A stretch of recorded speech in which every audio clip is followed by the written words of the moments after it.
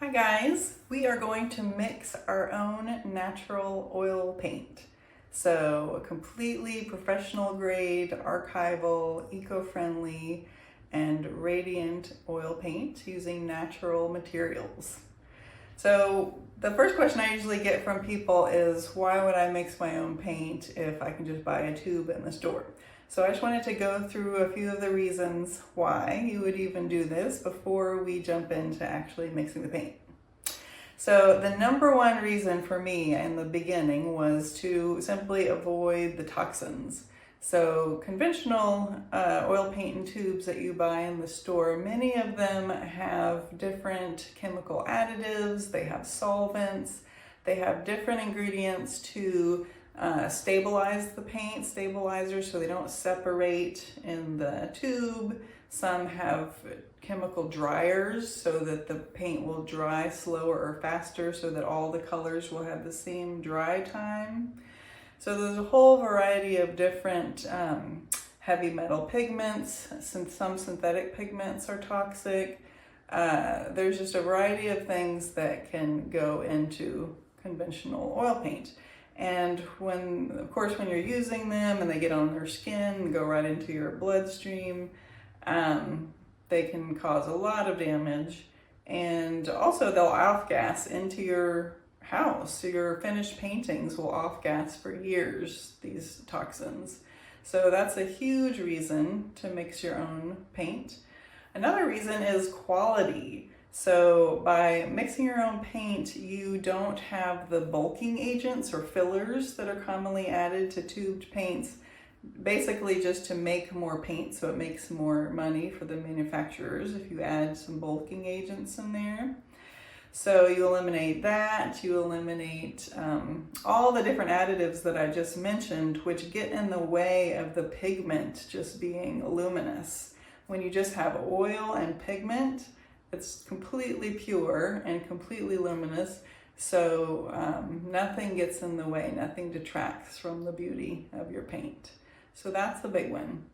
Another aspect is the control you have over your paint. So you control the pigment load, the amount of pigment that you put in. So you control the color saturation, you control the consistency you want, you control the drying time of your paint. You have complete control over what you want, so it's custom for you. Another benefit of using natural pigments in particular over synthetic pigments when mixing your paint is that the natural pigments are completely 100% light fast, they're UV resistant, they're humidity resistant, they're durable, they're just far superior to synthetic pigments in every way, which is kind of ironic that not only are they natural and non-toxic, but they also perform better and are more archival and professional grade. So that's a huge bonus.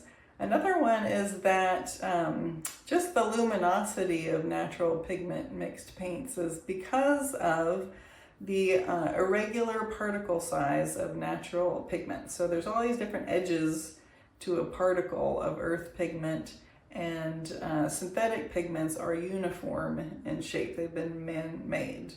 And so when you're painting with natural pigments is hit by light, the light bounces off all of those irregular edges and then bounces off in different directions.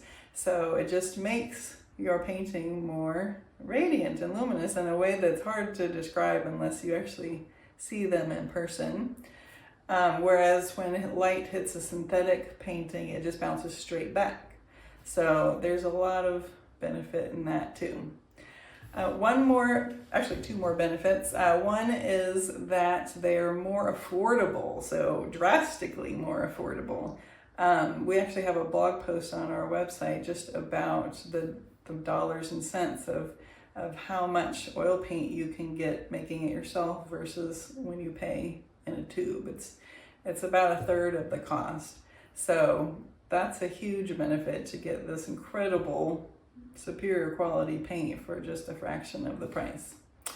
And then the last reason, which I love the most, is I think stress reduction is one of the main benefits of mixing your own paint. And it's just such a peaceful, relaxing, cathartic, lovely experience to slowly mix your own paint, and also brings you more in connection with your materials as you paint your painting. Just, it's kind of hard to describe until you do it. When you're painting with paints that you lovingly crafted.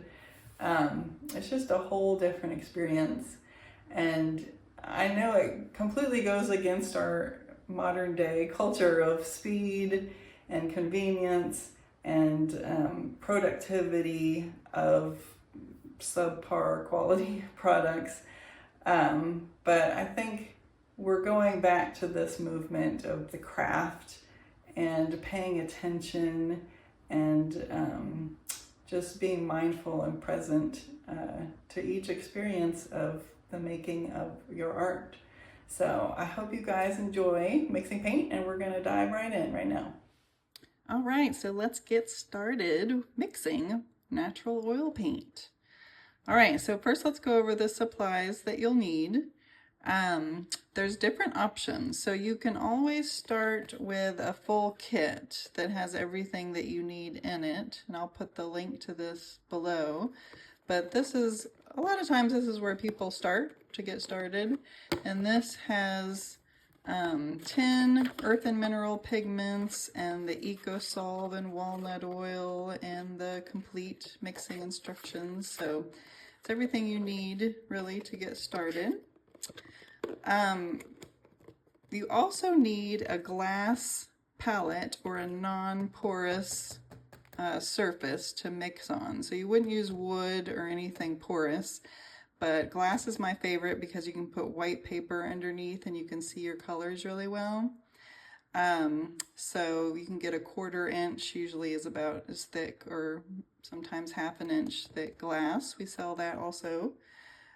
So that's an option. You can start with that set. Glass palette, a palette knife. Usually you want a big mixing head. Some people like the more spatula mixing heads, but just as long as it's pretty big. You don't want a tiny little palette knife that's thin because you're going to be pressing. And then optional things are a glass muller.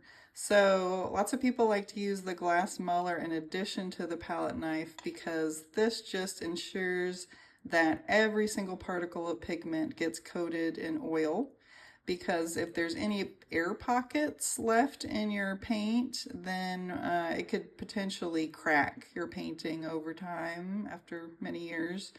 So this just makes it a little bit faster process just to make sure that every single particle is coated. Although lots of artists I know just use a palette knife and they just make sure to mix a little bit longer and they press and they kind of simulate the action of the muller. So that's up to you. We have a small one and a large one. This is my super old dirty one. But the large one is handy because the weight is so heavy that you don't have to push at all. It's just the weight of the muller that does all of the mixing action. You're not grinding at all because the pigment has already been ground fine. So this one is just really nice because of the weight. Although lots of watercolor artists like to use the small muller because they're just mixing a tiny amount of paint.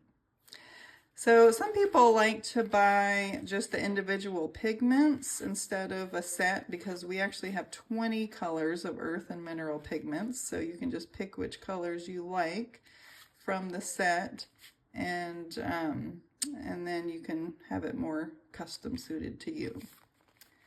So aside from the pigments, you'll need some oil. So walnut oil or linseed oil is the best oils to mix your oil paint. You can also use hemp seed oil. We have a nice hemp seed oil by Soma on our website that's nice too. So we use walnut oil just because it's less yellowing than linseed oil. It's a little bit higher quality, it's a little bit more archival. So, but linseed oil dries faster. So some people prefer the linseed oil because it dries a little faster. So it's really up to you, whatever you prefer. Aside from that, let's see. Some people like to use a little dropper, a glass dropper, because so you don't have to pour the oil out of the bottle and get the oil all over. So that's up to you too. All right, so that's about it for materials. At the end, I'll talk about how to store your mixed paint. So you could use an aluminum tube, but I'll go over that later. All right, so first off, we are going to scoop out some pigment. I like to use these little glass jars just so that I can see them, and they're pretty. So I'm just gonna scoop out a random amount. This is Venetian red. And then, actually I'll use this and make a little divot in the middle, kind of like a little volcano.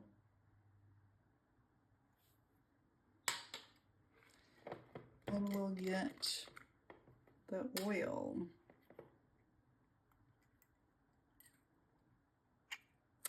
So the first question everyone asks is how much oil and how much pigment?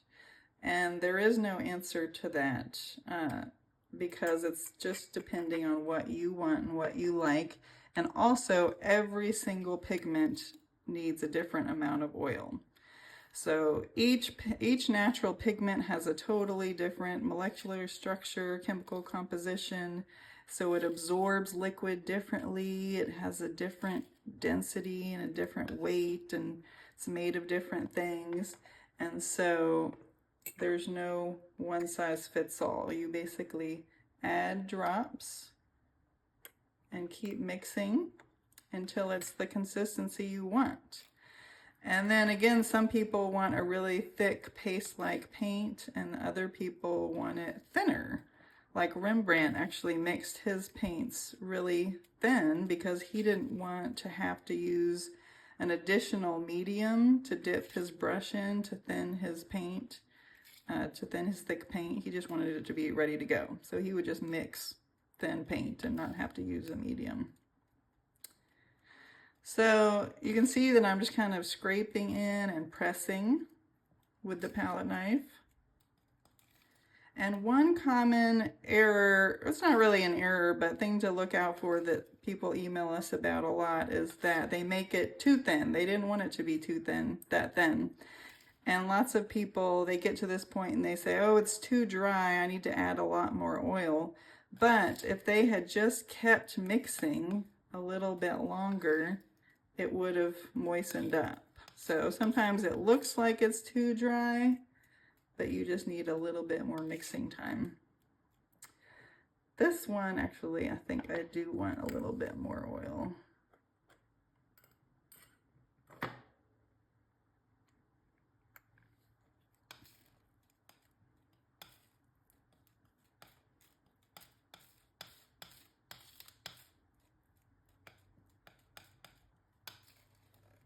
And I'm just pushing and swirling. So if you do not have a glass muller, you can definitely just do this. Just keep pushing and swirling.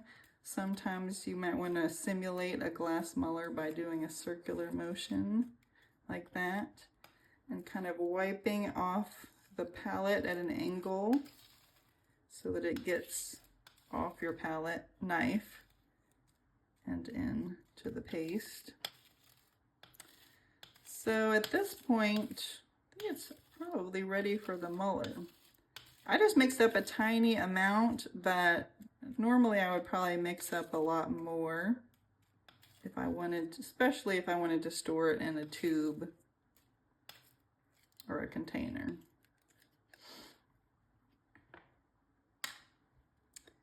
All right.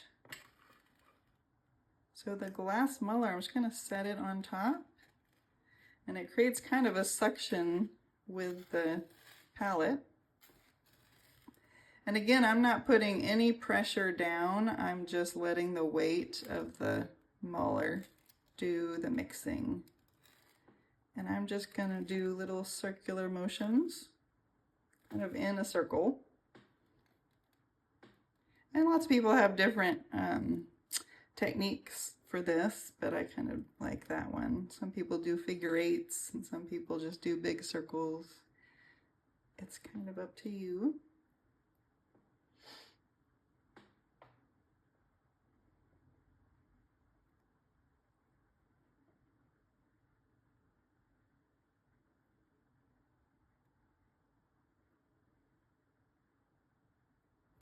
All right. It has kind of a suction to the table, so it's always an interesting aspect. I'm just going to scrape off the bottom and then put it on, back on. And then I'm going to scrape inwards again just to make a pile. And I usually do this maybe 2 times. Some people do even more, 3 times or whatever they feel they need, but I usually feel that just 2 runs over it is good.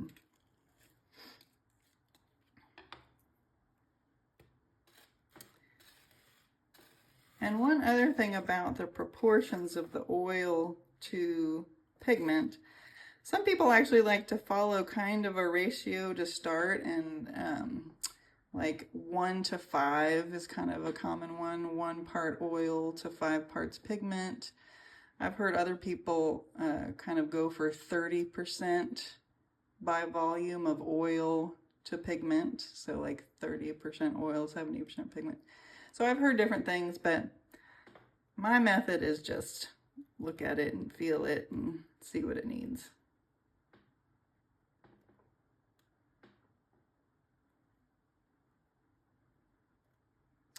All right. Pop. So you can feel that it's smooth, or I can feel that it's smooth. And I'm gonna mix that inwards. And there we have it. A great creamy paint.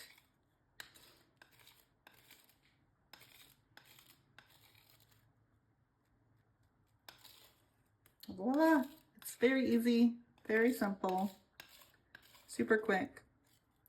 What I tend to do with my paints as far as storing them is that I usually mix up about this much paint of each color that I'm going to use for the week. And then I will just let this sit on my palette for the next week, week and a half, and just keep using it, because it takes about a week to a week and a half for this to dry on the palette. So that's just always been my quick and easy method, just to paint as I need it. Although some people want to mix up a large amount so they don't have to mix every time, and to store it. So the best way to store it is in something that has the least amount of air. So an aluminum tube, which we sell on our website, is good. It's probably the best method to mix up a large batch and then fill an aluminum tube, and we have videos of that on our website. Or you can get a little square of tin foil and just scoop it in to the tin foil and maybe put a little dab of the paint on top of the tin foil so you can see what color it is. Some people like, actually I do this too, is I'll have all my paints mixed up on the palette, and then I'll get a cotton ball and put some clove oil on it, and I'll set that down, and then I'll put, like, I think I use my old watercolor box, and I just place it over the wet paint. So for some reason the clove oil emanating in there decreases the drying time. And then there's also, they sell these in art supply stores, but these big plastic boxes that hold your glass palette in there, and they have a lid that seals on top, so that keeps your oil paint wet longer, and you can put the cotton ball with the clove oil in there. So that's always handy. So let's see. Cleanup. That's what we need to do next. So cleanup. Cleanup is really easy. I like to use this scraper, paint scraper. I just got this at the hardware store, and it definitely needs to be the one with the actual razor blade. There's different paint scrapers that are kind of just flexible metal, but you definitely want to get the one with the actual razor blade in there. They're real cheap.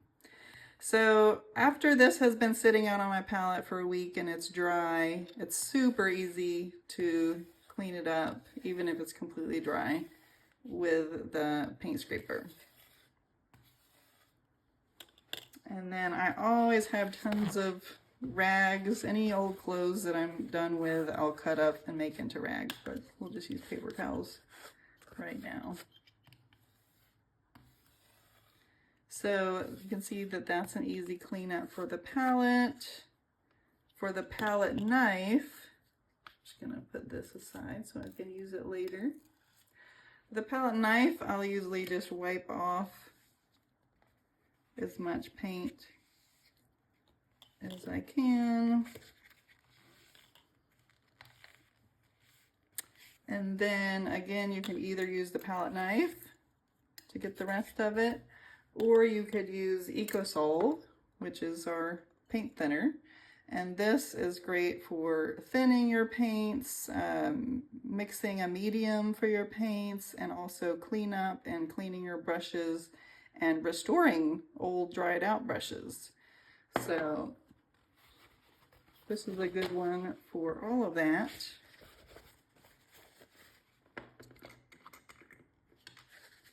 So this is 100% plant-based, non-toxic. It's just a replacement for odorless mineral spirits or any solvents that you use, which is probably the most highly toxic and hazardous part of oil painting is your solvent. If you eliminate a toxic solvent, this can be a completely non-toxic experience. It's probably one of the most non-toxic painting experiences if you just get rid of that solvent.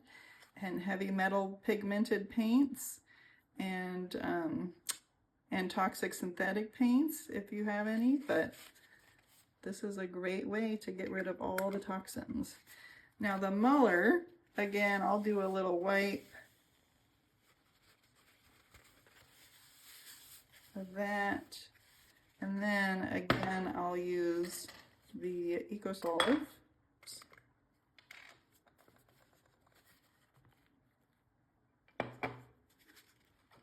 And wipe that clean.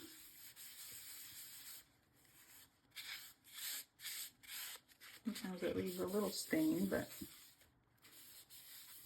I'll do another run of that later. So there you have it. Cleanup of the tools. All right, so brushes. That's another issue. So brushes, let's see. Oh, I have a dirty brush right here, actually. I was painting earlier. So I always keep a lot of these old glass jars. Anytime I have a small glass jar from my kitchen, I save it. And we'll just pour some in. So again, to clean your brushes, you want to wipe off as much paint as possible.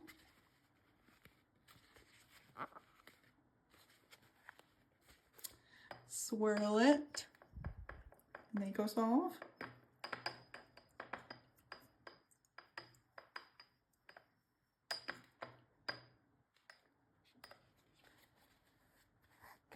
And you can see that it's pretty much clean. I usually do one more little wash in the sink. I'll put a little bit of any type of hand soap in the palm of my hand, and then I'll swish this around in there and do a little rinse with water, just to make sure it's extra, extra clean.